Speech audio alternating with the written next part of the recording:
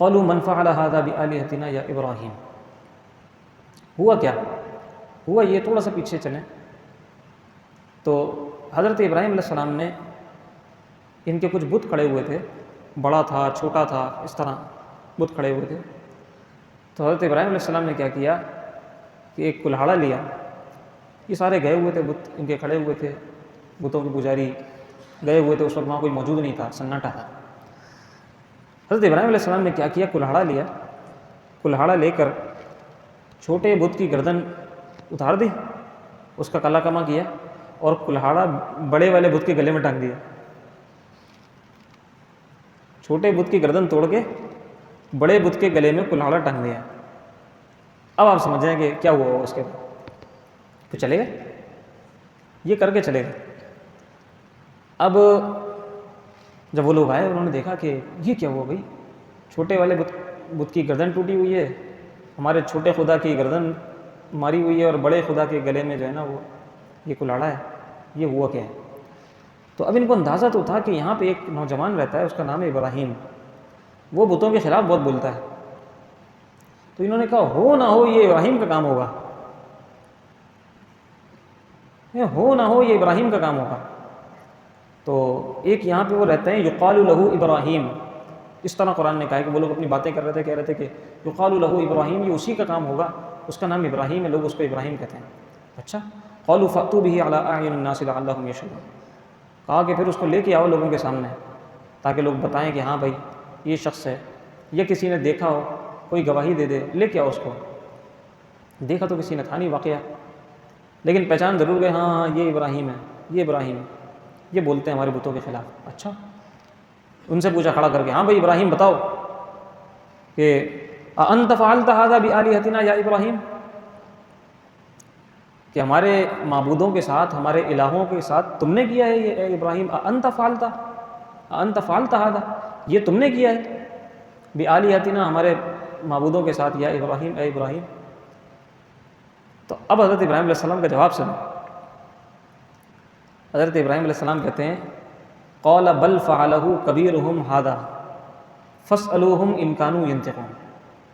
اللہ اکبر. حضرت ابراہیم علیہ السلام نے کہا کہ یہ بڑے نے کیا ہے. کیا کہا؟ یہ بڑے نے کیا. اب یہ جو جواب ہے نا، بڑے نے کیا، یہ ایسا جواب ہے جو جھوٹ بھی نہیں ہے، خود بھی تو بڑے ہی ہیں نا وہ، جو جھوٹ بھی نہیں ہے. اس موقع پہ ایسا جواب آپ نے دیا، یہ جو جھوٹ بھی نہیں تھا، اور ان لوگوں کی توجہ اس طرف گئی کہ شاید اس بڑے والے نے کیا، یا یہ کہنا چاہ رہے ہیں کہ یہ بڑے والے نے کیا. تو انہوں نے ایسا جملہ کہا کہ یہ بڑے نے کیا. یہ بھی نہیں کہا کہ یہ بڑے والے بت نے کیا ہے، یہ بھی نہیں کہا کہ یہ میں نے کیا ہے، کہا کہ یہ بڑے نے کیا. اب دیکھیں حضرت ابراہیم علیہ السلام کی کیا شان ہے. تو کہہ دیا یہ بڑے نے کیا ہے. تو اب ان کی توجہ وہیں گئی کہ یہ کہنا چاہ رہے ہیں بڑے والے بت نے کیا. تو وہ کہنے لگے کہ اے ابراہیم تمہیں پتہ نہیں ہے کہ یہ نہیں کر سکتے یہ کام، یہ تو نہ سن سکتے نہ بول سکتے ہیں، یہ کام نہیں کر سکتے. تو اس پہ پھر حضرت ابراہیم علیہ السلام نے کہا فرجعوا الی انفسہم فقالوا انکم انتم الظالمون، کہا کہ یہ تم ہی ظلم کرنے والے. فقالوا انکم انتم الظالمون ثم نکسوا علی، پہلے تو انہوں نے اپنے اندر گریبان میں جھانکا. جب حضرت ابراہیم علیہ السلام نے یہ کہا نا کہ یہ بڑے نے کیا، تو تھوڑی دیر کے لیے انہوں نے غور کیا کہ یار یہ بڑا یہ کام کر سکتا ہے، بڑا تو یہ کام نہیں کر سکتا. جب وہ یہ کام نہیں کر سکتا، نہ وہ سن سکتا ہے، نہ بول سکتا ہے، نہ کسی کو فائدہ پہنچا سکتا ہے، نہ نقصان پہنچا سکتا ہے، نہ مار سکتا ہے. قرآن کہتا ہے فرجعوا الی انفسہم، انہوں نے اپنے گریبان میں جھانکا. فقالوا انکم انتم الظالمون، اپنے آپ سے انہوں نے کہا کہ تم لوگ ظالم ہو، ظلم کرتے ہو. ثم نکسوا علی رؤوسہم، پھر اس کے بعد جناب وہ دوبارہ سر چڑھ گئے اور کہا کہ لقد علمت ما هؤلاء ينطقون، تمہیں پتہ ہے ابراہیم یہ بول نہیں سکتے. لقد علمت، تمہیں پتہ ہے ما هؤلاء ينطقون، ہم اس سے کیسے پوچھیں؟ تم کہہ رہے ہو کہ بھائی اس سے پوچھ لو جا کے. فاسألوهم ان كانوا ينطقون، اسی سے پوچھ لو جا کے کیا ہوا تھا. تو وہ کہہ رہے لقد علمت ما هؤلاء ينطقون، تمہیں پتہ ہے کہ یہ بول نہیں سکتے. تو بس یہاں معاملہ مکمل ہو گیا، ان کا طیش بڑھ گیا. حضرت ابراہیم علیہ السلام نے ان کی توجہ دلا دی کہ اسی سے پوچھ لو. انہوں نے کہا کہ یہ بول نہیں سکتے. اب کیا ہوا؟ انہوں نے کہا پکڑو اس کو، پکڑ کے آگ میں ڈال دو. وہ جو ہے نا کہ قلنا یا نار کونی بردا و سلام علی ابراہیم، وہ اسی کانٹیکس میں ہے۔ پہلے حضرت ابراہیم علیہ السلام نے یہ کام کر دیا، جب ان کے بت کا، ان کے خدا کا، ان کے معبود کا سر قلم کر دیا، وہ سمجھ گئے کسی نے کیا ہے، انہوں نے کیا ہے۔ تو پھر انہوں نے کہا کہ قال فتعبدون من دون اللہ ما لا ينفعکم شیئا ولا یضر، یہ سب سمجھا دیا حضرت ابراہیم علیہ السلام نے کہ تم ایسے بت کی پوجا کرتے ہو کہ نہ تمہارا کوئی فائدہ کر سکتا ہے، نہ تمہارا کوئی نقصان کر سکتا ہے۔ اف لکم ولما تعبدون من دون اللہ افلا تعقلون، تم پر بھی تف ہے، تمہارے معبودوں پر بھی تف ہے، تمہیں عقل نہیں ہے۔ تو انہوں نے کہا قالوا حرقوه وانصروا آلهتكم ان كنتم فاعلين، اگر اپنے معبودوں کو بچانا چاہتے ہو، وہاں پر یہ تقریر چل رہی، اگر اپنے معبودوں کو بچانا چاہتے ہو تو اس کو جلا دو آگ میں، ابراہیم کو، یعنی معبودوں کو یہ بچا رہے ہیں، معبود ان کو نہیں بچا رہے تھے، کہہ رہے ہیں کہ اگر اپنے معبودوں کو بچانا چاہتے ہو تو ابراہیم کو آگ میں جلا دو، ورنہ ابراہیم سارے معبودوں کو مار دے گا۔ تو انہوں نے آگ میں ڈالا، اللہ نے آگ کو حکم دے دیا کہ ٹھنڈی ہو جا، سلامتی والی ہو جا۔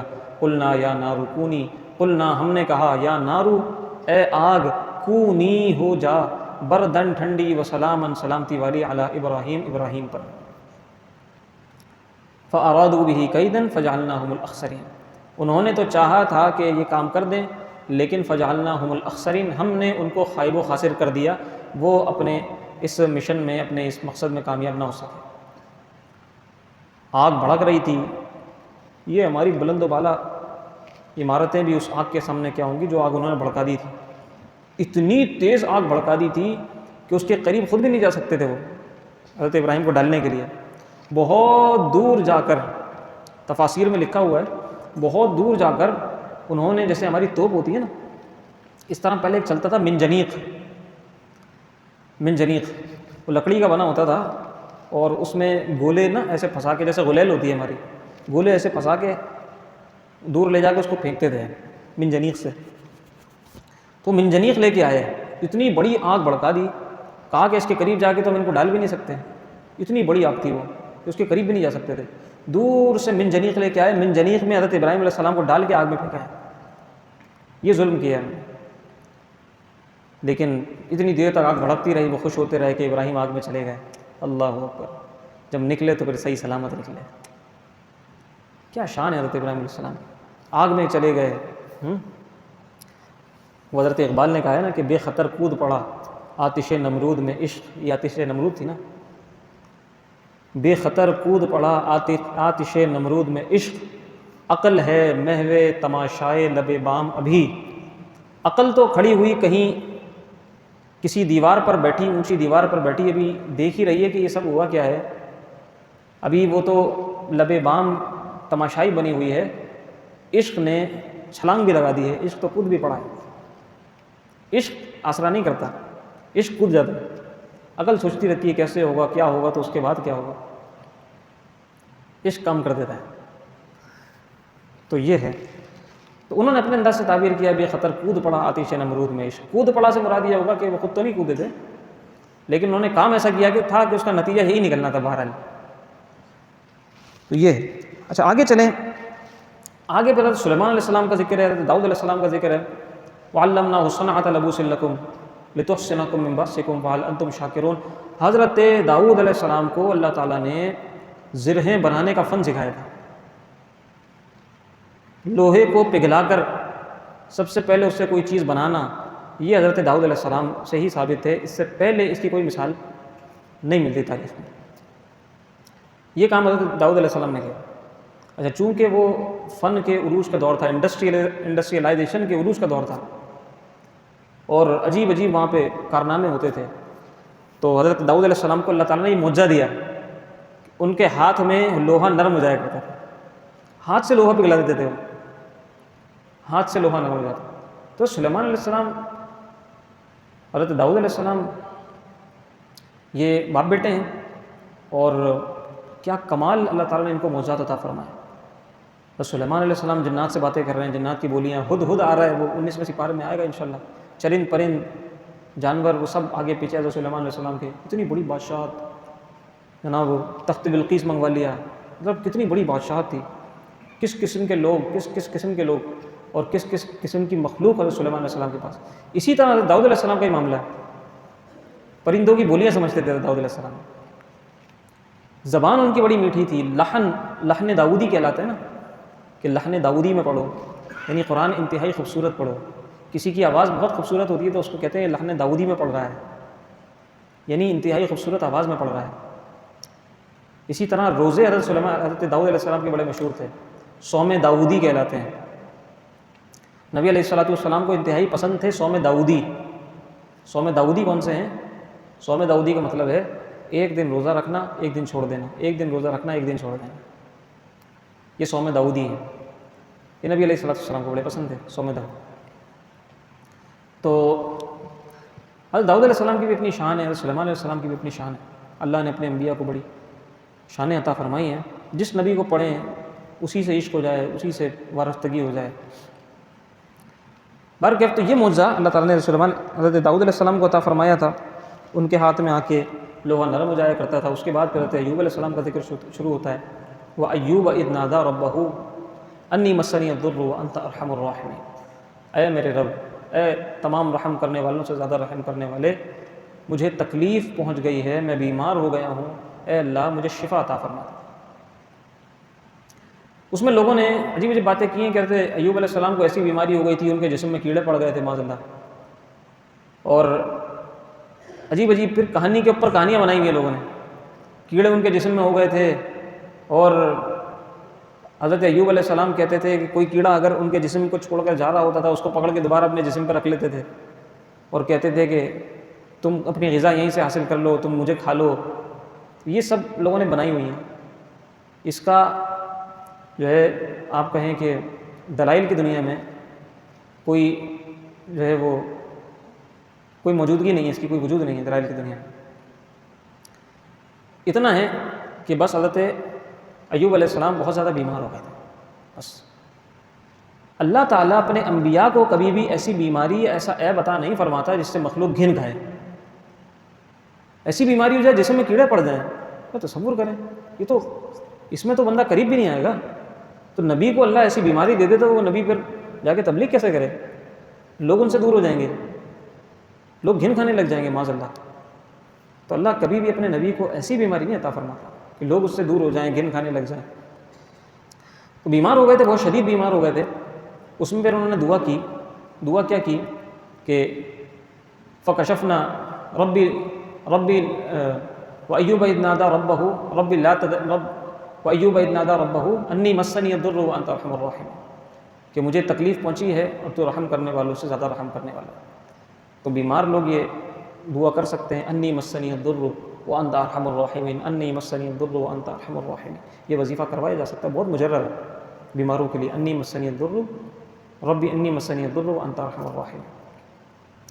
یہ دعا کی تو قرآن کہتا ہے کہ فاستجبنا لہ، ہم نے ان کی دعا بھی قبول کر لی، ہم نے ان کی اصلاح بھی کر دی، بیماری بھی ٹھیک ہو گئی، اور جو کچھ ان کا گیا تھا وہ سب ہم نے لوٹا دیا اور اس سے زیادہ کر کے لوٹا دیا، اور پھر دوبارہ ان کی وہی شان و شوکت واپس آ گئی. اللہ نے تو شان دی تھی دنیاوی طور پہ، کہیں کہ شان و شوکت یا جو چیزیں مال و اسباب تھا دنیا کا وہ سب واپس آ گیا. اس کے بعد حضرت اسماعیل کا، حضرت ذوالکفل کا ذکر ہے، پھر حضرت ذوالنون کا ذکر ہے، حضرت یونس علیہ السلام. لا الہ الا انت سبحانک انی کنت من الظالمین آیت کریمہ جو ہم پڑھتے ہیں، یہ حضرت یونس علیہ السلام کا. ذوالنون ان کا لقب ہے. ذوالنون، نون کہتے ہیں مچھلی کو، عربی میں نون کہتے ہیں مچھلی کو. زو کا مطلب مچھلی والے، ذوالنون مچھلی والے، یعنی جو مچھلی کے پیٹ میں چلے گئے تھے. تو وہ مچھلی کے پیٹ میں چلے گئے، سمندر میں انہوں نے اصل میں چھلانگ لگا دی تھی، سمندر میں تشریف لے گئے تھے اپنی قوم کی وجہ سے. قوم نے اتنا ستایا کہ وہ سمندر میں چلے گئے تھے. تو اللہ تعالیٰ نے رکھنا تھا، اللہ کے نبی تھے، پیغمبر تھے، مچھلی کو حکم دیا، مچھلی نے اپنے منہ میں رکھ لیا، وہ مچھلی کے پیٹ میں رہے. تو اس ظلمات میں قرآن کہتا ہے، اللہ کہتا ہے اس ظلمات میں، اندھیریوں میں، مچھلی کے پیٹ میں اندھیریوں میں، ظاہر ہے کہ اندھیرا ہی اندھیرا، ظلمات، وہاں پھر جو ہے آپ نے یہ دعا کی کہ لا الہ الا انت سبحانک انی کنت من الظالمین، اے اللہ مجھے معاف کر دے. اب یہ ہم اپنے لیے تو کہیں گے کہ میں ظلم کرنے والا ہوں، میں نے اپنی جان پر ظلم کیا، لیکن اللہ کے نبی کے لیے اللہ نے تو فرمایا ہے، لیکن ہم یہ نہیں کہیں گے معاذ اللہ کے نبی ظالم ہیں. اس نے اپنے نبی کو جس انداز میں چاہا خطاب کیا، ہم نہیں کریں گے.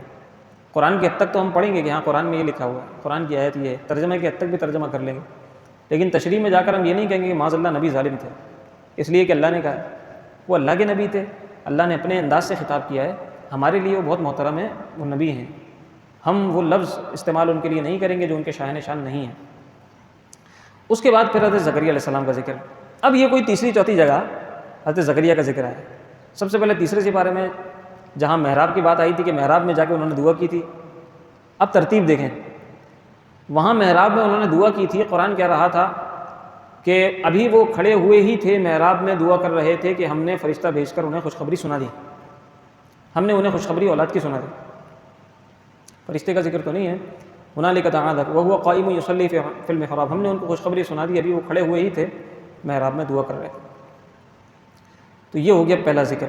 دوسرا ذکر حضرت مریم، سورہ مریم میں، بیچ بیچ میں بھی تذکرے ہیں، میں جو طویل تذکرے ہیں نا ان کو فوکس کروں۔ سورہ مریم میں آ جائیں۔ سورہ مریم میں یہ ہے کہ وہ دعا کر رہے تھے اور یہ کہہ رہے تھے کہ اللہ مجھے اولاد عطا فرما دے، اور ساتھ میں یہ بھی کہہ رہے تھے کہ میں بہت بوڑھا ہو گیا ہوں، میری ہڈیوں میں جان نہیں ہے، میری عورت جو ہے وہ بانجھ ہو گئی ہے۔ جب خوشخبری سنا دی تو پھر کہنے لگے کہ کیسے ہوگی اولاد، میں تو بوڑھا ہو گیا ہوں، میری اولاد تو بانجھ ہے۔ تو اللہ تعالیٰ نے فرمایا کہ ہمارے لیے یہ کام بہت آسان ہے۔ یہ دو مقامات ہو۔ اب یہ تیسرا مقام، اب تینوں کو آپس میں جوڑیں۔ تیسرا مقام یہ ہے، اس میں کیا ہے؟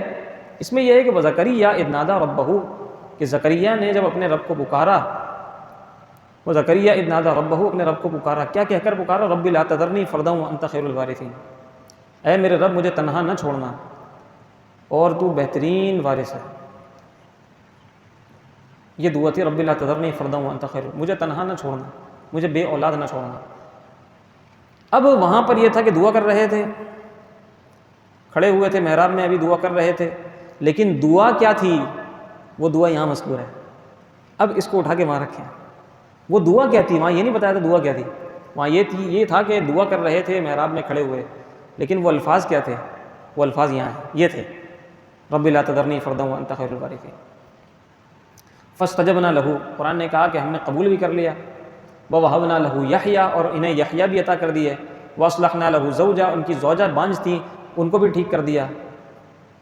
اب سنیں اگلی بات، اس سے آگے پھر کہا اللہ نے کہ انہم کانوا یسارعون فی الخیرات ویدعوننا رغبا ورہبا وکانوا لنا خاشعین، کہ یہ لوگ نیکیوں کے اندر بہت سبقت کرتے تھے، یسارعون فی الخیرات، اور ہمیں پکارتے تھے رغبا ورہبا، رغبت کے ساتھ اور خوف کے ساتھ، ہم سے دعا کرتے تھے رغبت کے ساتھ اور خوف کے ساتھ، ہم سے دعا کرتے تھے، اور نیک کاموں میں آگے سے آگے ہوتے تھے، یسارعون فی الخیرات۔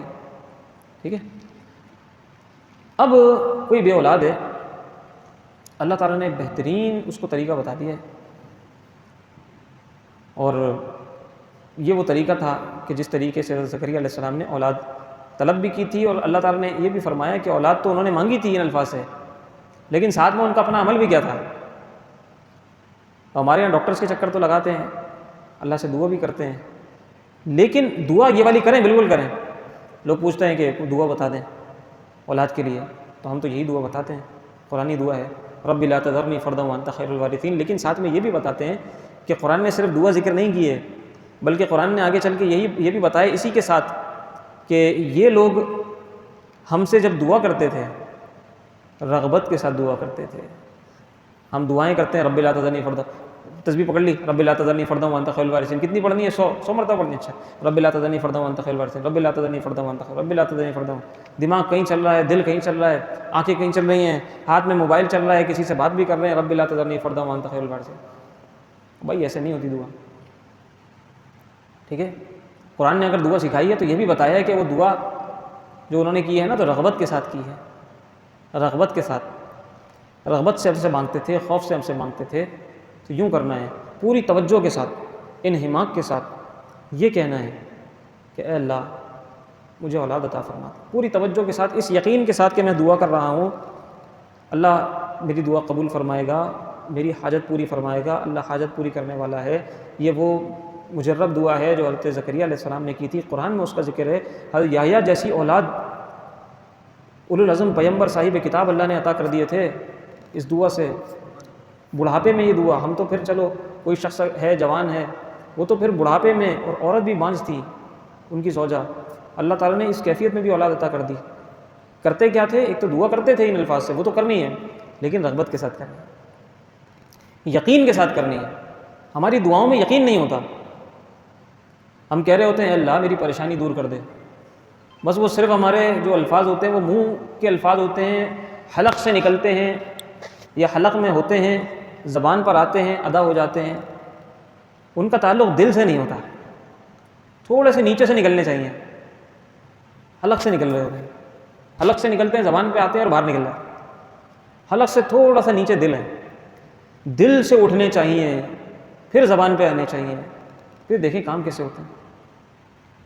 پوری توجہ کے ساتھ اپنی پریشانی کو اپنے ذہن میں لے کے آئیں، اور اللہ کی جو رحمت بے کراں ہے اس کو اپنے سامنے رکھیں، اللہ کی عظمت و جلال کو اپنے سامنے رکھیں، اور یہ سامنے رکھیں کہ اللہ میں اگر تیرے در سے نہ مانگوں تو پھر میں کس کے در پر جاؤں، مجھے تیرے سوا اور ہے کون دینے والا، تیرے سوا میرا ہے کون۔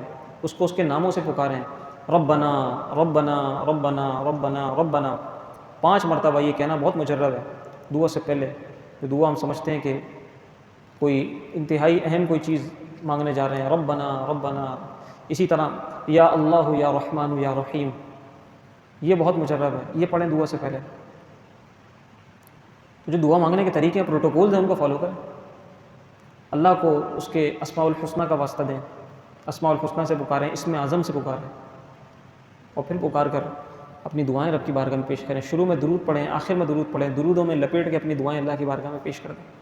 یہ پروٹوکولز ہیں کچھ، ان پروٹوکولز کے ساتھ اللہ سے مانگیں، دعائیں مانگیں، انشاءاللہ ہماری دعاؤں میں اثر۔ ایک تو یہ فرمایا کہ یدعوننا رغبا ورہبا، کہ جب ہمیں پکارتے تھے رغبت کے ساتھ پکارتے تھے، اور اس سے پہلے فرمایا ہے کہ انہم کانوا یسارعون فی الخیرات، نیک کاموں میں آگے سے آگے ہوتے تھے، صدقات بہت کرتے تھے، خیرات بہت کرتے تھے۔